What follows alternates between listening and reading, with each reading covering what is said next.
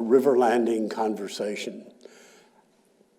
We are having this series this fall with senior staff and residents. We're broadcasting at this time every week, and we are delighted today to welcome Megan Brown. Megan is the health administrator for River Landing. She has been with River Landing just, I think, a little less than a year. I forgot to ask you specifically, Megan, before we started. And the point of these sessions, particularly with the senior staff, is an opportunity for them to chat about their lives and where they came from and who they are, so that the staff will have a little bit better sense of, the residents will have a little bit better sense of who these senior staff members are. And it's particularly timely that Megan is with us because, as everyone can imagine, being the health administrator in any organization these days, we were laughing before we started that most of what Megan does was covered in any class that she took in training. So we are in for a wonderful conversation about what's going on in the health area and what Megan brings to that. Helen, it's lovely as always to be with you in these sessions. Thank you. Megan, we know that people call you Megan. Mm-hmm. Is that your real given name? And if not, what was it? And how do you like the name? That is my given name, and I love the name, actually. The only thing that there was up for debate when I was born was the spelling. So my grandfather rallied to have an H in there, but my mom wanted to stick with the traditional M-E-G-A-N. But yes, it is. It's not a family name, but it is a name that was decided upon for my mom and dad, and I love that name. I think it's not as common as a lot of names, so and I think it fits my personality pretty well. And it's very interesting because the director of nursing is also named Megan, so it's kind of a neat little thing that we have two Megans over there. So there's no requirement that you have to be a Megan no to work in nursing, but preference, but not a requirement. Megan, where are you from and where did you grow up? I was born in Lexington, North Carolina, and around 8 years of age, I moved to Bethlehem, which is a very small town outside of Hickory, North Carolina. And I lived up in the Bethlehem area until I was about 18, and then I returned back and attended High Point University, and I've lived in this area ever since. Where did you work before coming to River Landing? I was a nurse consultant with a for-profit organization, long-term care organization called Saba Senior Care, and had been with them for about 11 years prior to coming to River Landing. So very different atmosphere. The concept, of course, was the same as far as long-term care and managing the aspect of the day-to-day operational and clinical things, but very different atmosphere than what I have seen here at River Landing. So it's really been a breath of fresh air to be in this type of just warm and faith-based environment. So I'm very excited to get to be a part of this team. Oh, good.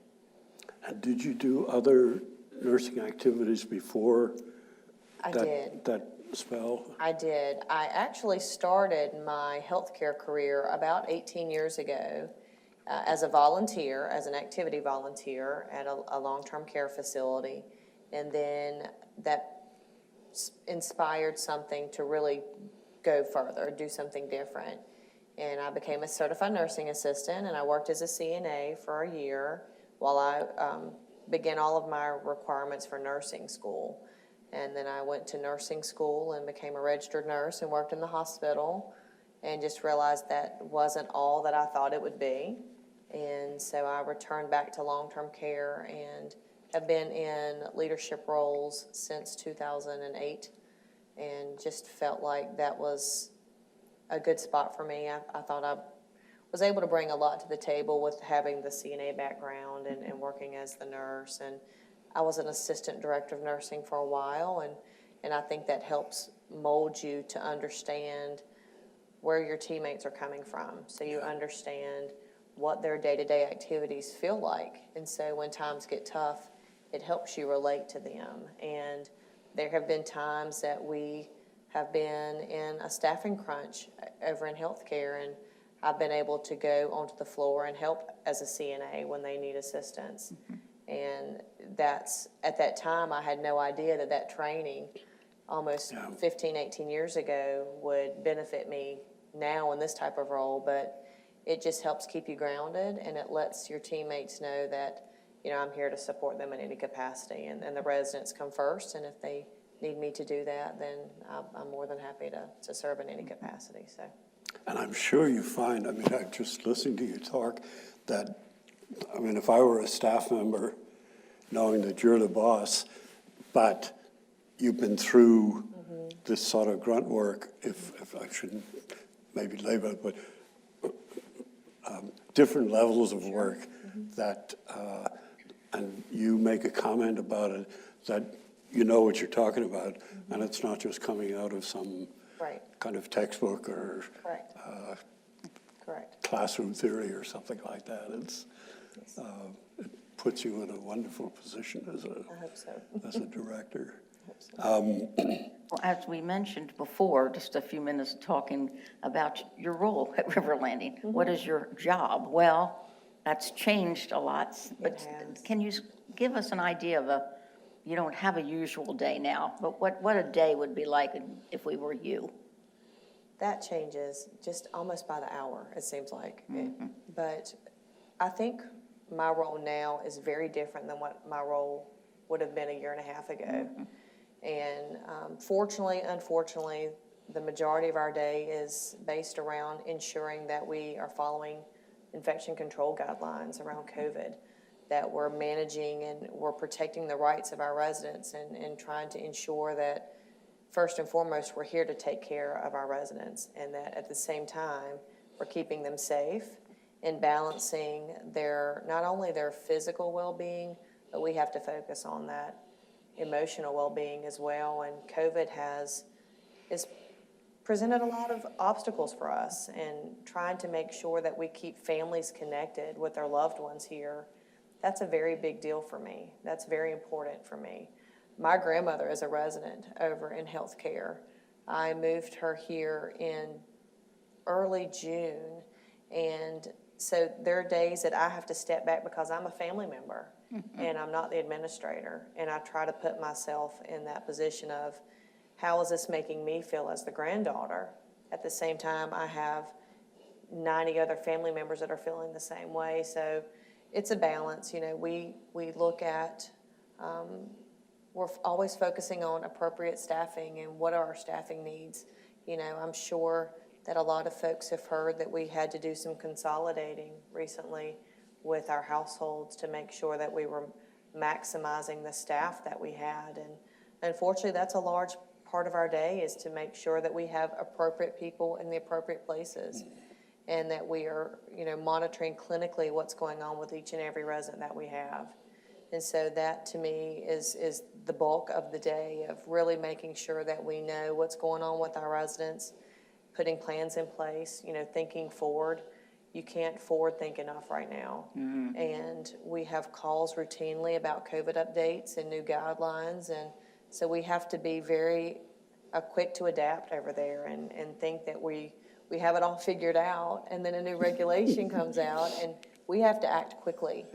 And so I'm so blessed to have a wonderful team over there that, you know, they have lived through COVID. Most of the team is still in place, and they are true heroes over there. So I'm just blessed to be a part of it.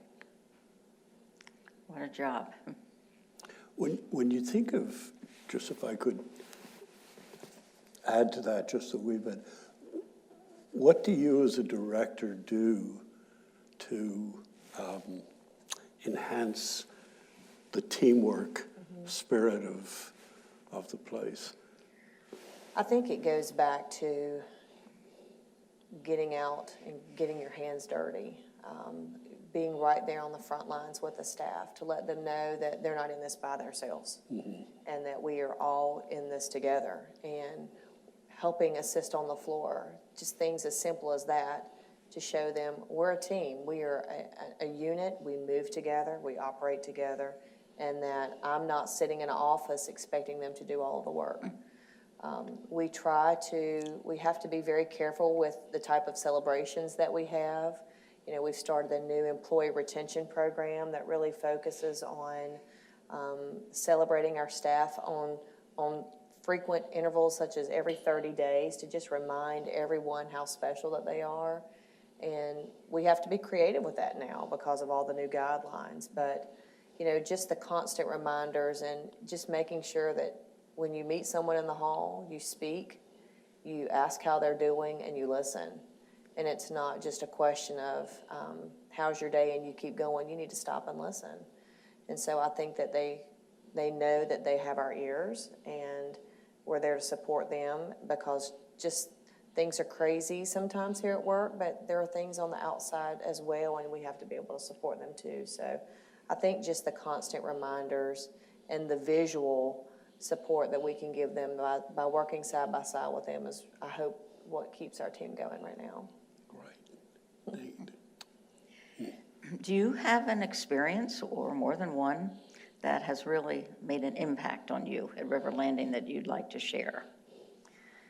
Something happened recently with, we had to move a complete household. We had to move folks around. And this was on a Thursday evening at about 4 o'clock, when we knew that we were going into a pretty tough staffing situation, just because of all of our guidelines. We were very limited on the staff members that we had. And we talked with the team, and we talked with Tom Smith and Lisa Wade, and we decided that the very next day we were going to possibly have to close down this entire household and relocate 13 residents and all of their belongings to a new area of the facility, and that's a big deal. That requires a lot of conversations with the residents themselves to help them understand, and their families, and then just the prep work of where is everyone going to go. And we had a call with Tom and the team, and the very next morning, on Friday morning at 8 o'clock, when I arrived here at the facility, every one of the members, Sydney included, Brian, Cindy Hawks, Tom, Scooter, Homer, Kevin, Joseph, all of the department heads, Betsy in marketing, every one of them were over in healthcare, helping us move the residents so it could be smooth and it could be a personal thing to where the residents would feel comfortable moving. And that spoke volumes to me, that even though the healthcare side is different than the independent living, but at the end of the day, we're still one family. And I was so impressed and moved by the level of support that I have from the rest of the team here at River Landing, and I will never forget that. So that's really left a very big impression on myself and the rest of our healthcare team, because we had all of our folks from the independent side. All of those folks were there to help us and support us, and they would do that again today if I asked them, and I know that. So we're very, very blessed. What a great story. That is Yeah, just so touching. They're wonderful. It's wonderful. Have you always wanted to be in the health field? No. Or did you want to be something else? I wanted to be a police officer, which is so odd. And I'm such a tender-hearted person that would never have worked. But in my mind, I was going to save the world.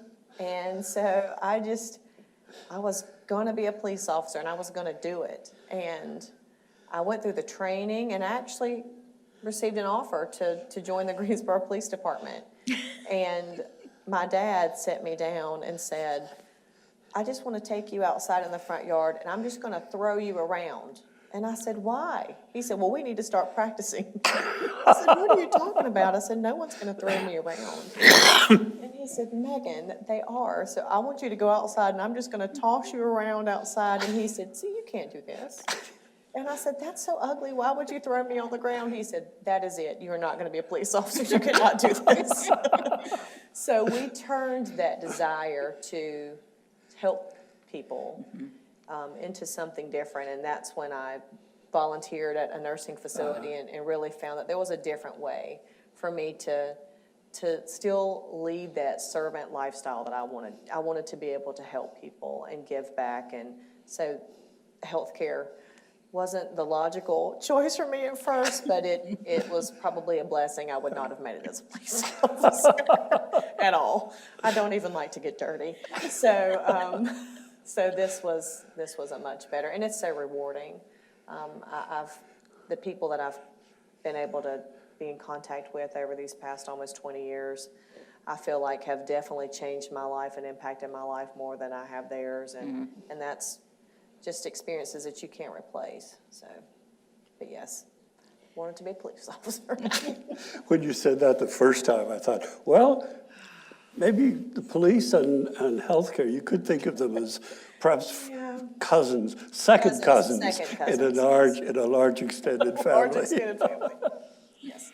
Well, other than not liking to be thrown on the ground by your father or anyone, what is something you'd like River Landing people to know about you that we possibly don't? I'm a mother of 5 daughters. I know a lot of people don't know that about me. Yes, I'm a mother of 5 beautiful, beautiful ladies.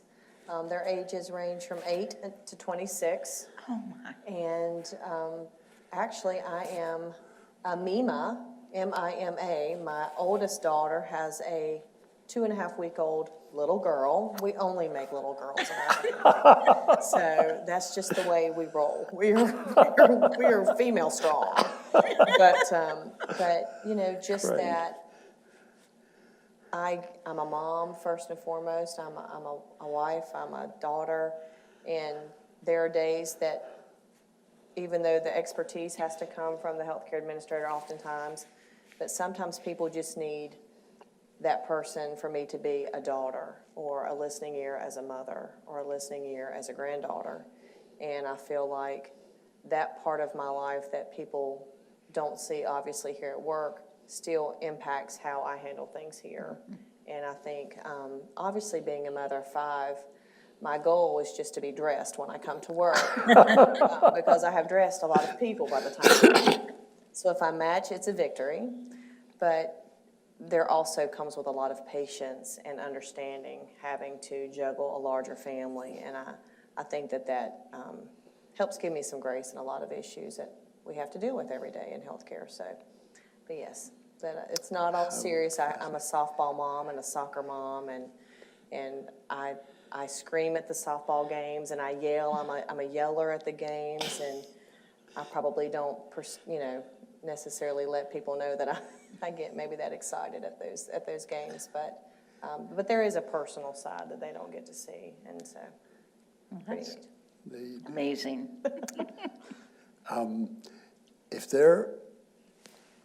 If the details were sorted out, who are 3 people in all of time that you would like to visit with over a meal or separately or together? Sure. Of course, and I know everyone probably says this, but of course mine would always be Jesus, just to see, just to know really, is he pleased with the lifestyle and the path that I've chosen, and am I doing the work he feels like I need to do? Mm-hmm. I would turn back time, if I could, to 8 years ago.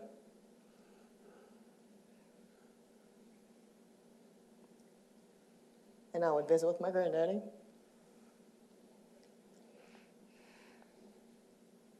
And I would also turn back the time to 4 years ago before my grandmother's dementia took over. Mm-hmm. And I would have a lucid conversation with her. Because I miss that. And I'm sorry. Oh, that's quite okay. But they were 2 very influential people in my life, and I know there's all kinds of wonderful answers I could give, but I would choose to have 2 meals with those 2 people. So. And I'm a crier, just so everybody knows. But time is precious, and I would do anything to be able to speak to my grandfather again and have just a nice talk with my grandmother and make sure that I know everything that I feel like I needed to know. Well, what a wonderful gift you will have to pass on to your children with that kind of, because I think lots of us, I know it's happened to me in the last year around some health issues and stuff, just saying, gosh, I wish I'd had more knowledge about Absolutely. what goes on or what did go on in my own family. Right. And it's made me much more conscious about telling my family what's going on and not having this stiff upper stoic Exactly. lip to say, well, I can tough it through and no one needs to know. And that's, so if we can, as a group, move in that direction, Absolutely. then people will be in better shape. What's your favorite song or type of music, or what you like to do?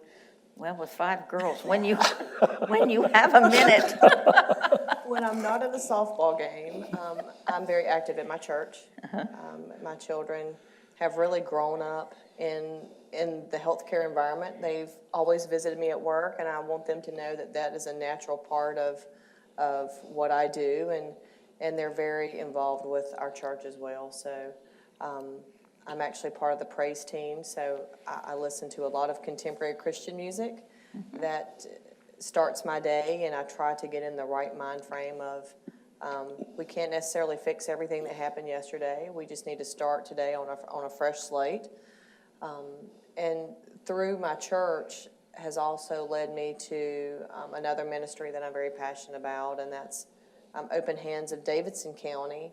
And we serve our homeless community. We actually, prior to COVID, we would meet every Monday night, and we would go pick them up, and oftentimes we would be picking them up from the woods or under a bridge or on the street corner, and we would bring them all together to one of our facilities, and we provided a warm meal, we worshiped with them, we sang with them, and the most important part of the night, at the end of the evening, we would always gather in a large circle and hold hands, and we would talk about our prayer requests, and we would all bow our heads to pray, and in that moment, we were all the same. We were just praying for each other and praying for the world, and it didn't matter if you walked to the meeting, if you drove your Mercedes to the meeting, if we picked you up, we were all one in that moment, and that was so humbling for me to know that, fussing about the traffic on the way down there, and then getting there and seeing that a lot of the folks, most of the folks, did not have a car to drive there, and it's very humbling.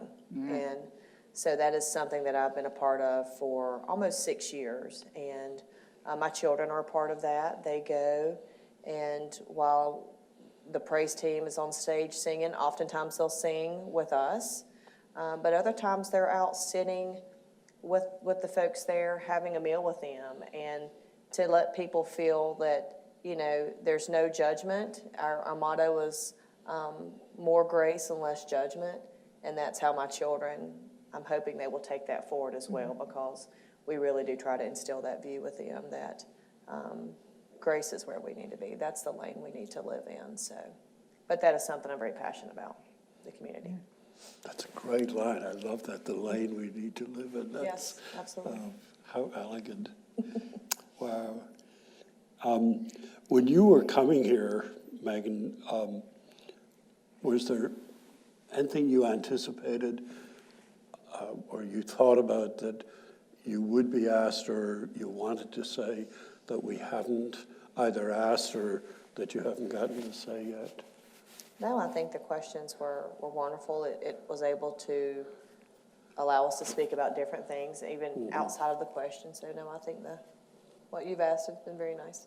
Great. And the final, speaking of questions, the one I see at the bottom here, what's been your biggest surprise at UNO, excuse me, another part of my life. What's been your biggest surprise at River Landing? I think the biggest surprise for me is when I came to the campus the first time and met with Tom and Lisa and the team. They were very warm and they were very kind, and you could feel that this very, I knew the mission statement and everything was very faith-based, and I thought, well, these people are so lovely. Surely they can't be this nice all the time. And they're still the same wonderful people that I met back in January when this process first started with the interview process. And I think that's been the most impressive thing for me is how truly wonderful the leadership and the people here at River Landing are, and that they truly live that mission statement and our value statement. And just everyone you meet is so kind, and they're never afraid to lend a helping hand. And especially right now with everything that we're facing in healthcare and with COVID, just everyone has been so supportive, and truly knowing that these people that were sincere and funny and sweet and kind are the exact same way today, that makes coming to work so much easier. And that's been a lovely surprise that we really work in it's a healthy environment. And not everybody gets to experience that, but I do. And I'm blessed for that. It's a nice thought. If I may say with the greatest of respect, that it takes one to know one. Oh. So, Thank you. thank you. Very sweet. Well, we have concluded another conversation at River Landing. I hope you've enjoyed this illuminating insight into our health administrator, Megan Brown. And I am sure if you would like to be in touch with Megan, you will be welcome to do so by email, phone, maybe not quite in person every day yet, Not yet. but soon that will Soon, absolutely. you'll get to see her walking the halls or going to the bistro or whatever. But thank you for joining us. Helen, thank you for being here again. And we will look forward to seeing you on the next River Landing conversation.